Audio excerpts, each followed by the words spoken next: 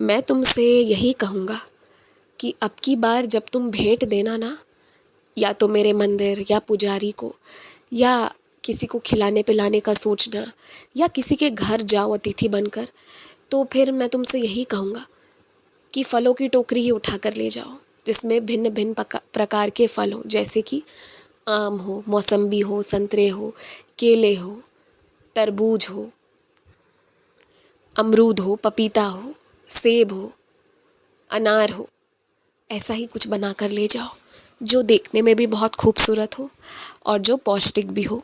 तुम यकीन मानो, तुम 1000, 2000, 3000 रुपये खर्च करके जो मिठाई का डब्बा लेकर जाओगे ना, उससे कहीं बेहतर, कहीं अच्छा होगा ये फलों की टोकरी को ले जाना।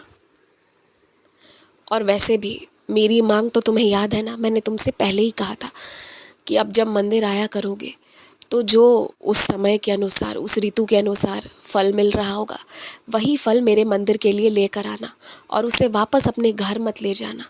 चढ़ाने के बाद उसे पुजारी जी के हाथ में छोड़ देना। वो पुजारी जी पर छोड़ना, उन पे विश्वास करके छोड़ना मेरे कहने पर। वो उसका जो भी करेंगे ना, सबसे ज़्यादा अच्छा सदुपयोग करेंगे।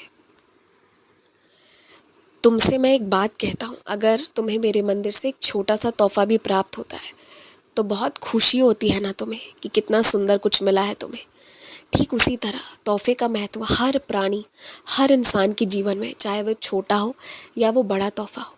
इसलिए जिन लोगों से सालों साल में एक आधा बार मिलते हो, उनके लिए कोई ना कोई छोटा तोहफा ज़रूर ले जाओ।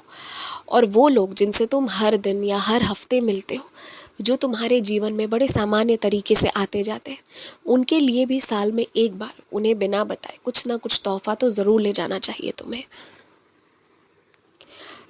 तोहफे जो प्यार बयां करती है ना, वो कोई और चीज़ नहीं कर सकती है। कीमत उस तोहफे की नहीं होती है, कीमत अकस्मात उस तोहफे को देने की होती है। पाने वालों को भी खुशी होती है और देने वाले को भी खुशी होती है। जब देना ही है तो प्यार, दया यही बांटो, नफ़रत क्यों बांटना। और जो बांटोगे वही तो वापस मिलेगा। एक बात पता है, मेरे जो प्यारे प्यारे बच्चे थे ना, तुमसे पहले और उसके पहले की पीढ़ी के, उन लोगों के घर एक छोटा सा तिनका भी आता ना, तो भी वो मेरा शुक्राना करते। आज तुम बड़ी बड़ी गाड़ियाँ खरीद लेते हो, सोने चांदी के सामान खरीद लेते हो, आए गए दिन तुम मशीनें खरीदते हो, यंत्र खरीदते हो, तो शायद कभी मुझे याद करते हो, शायद ही मेरा शुक्राना कर पाते हो। मैं चाहता हूँ कि एक छोटा सा छोटा चीज़ भी लो ना, तो मुझे शुक्रिया कहो, मुझे शुक्रिया कहो, पूजा पाठ करके फिर उस चीज़ को आगे अच्छे से प्रयोग में लाओ। क्योंकि जो रकम तुम्हें आज आम बात लगती है ना कि इतना तो खर्च हो ही जाता है, वो भी आज बहुत लोगों के लिए बहुत बड़ी बात है।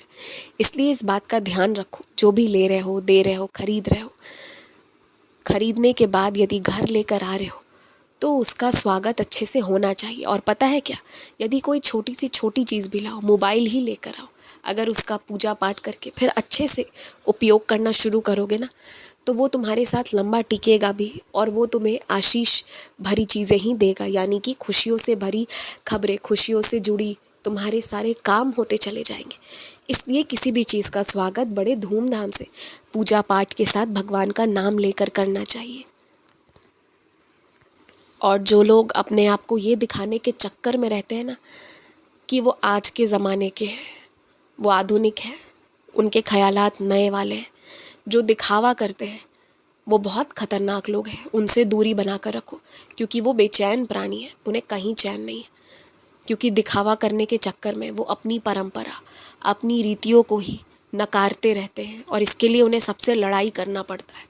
वो हमेशा इस दुविधा में रहते हैं कि उन्होंने जो कहा वो ठीक कहा या नहीं। उन्हें अपने खुद के कहे पर भी भरोसा नहीं है। इसलिए वो उस तरह के लोग खतरनाक हैं। उनसे कोई शिक्षा मत लो। शिक्षा लेना है तो उन लोगों से लो जो कुछ दिखाते नहीं हैं, जो जैसे हैं वो खुद ब खुद जाहिर हो जाता है, दिख जाता है, जो भी हैं, जैसे भी हैं, और जिस लिए भी उन्होंने उस चीज़ को स्वीकार किया है, चाहे वो आज के ख्याल वाले हैं, चाहे पुराने वाले हैं, जिन्हें दिखाना नहीं पड़ता, खुद ब खुद तुम्हें समझ आ जाता है। उस तरह के लोग ना ज़्यादा बेहतर और ज़्यादा सच्चे होते हैं। और वैसे ही लोगों का साथ दो, वैसे ही लोगों से शिक्षा भी लो। हमेशा खुश रहो, हमेशा मुस्कुराते रहो। अच्छे लोगों के संपर्क में रहोगे ना तो अच्छी चीज़ें ही सीखने को मिलेगी और मन में खुशी होगी वो अलग।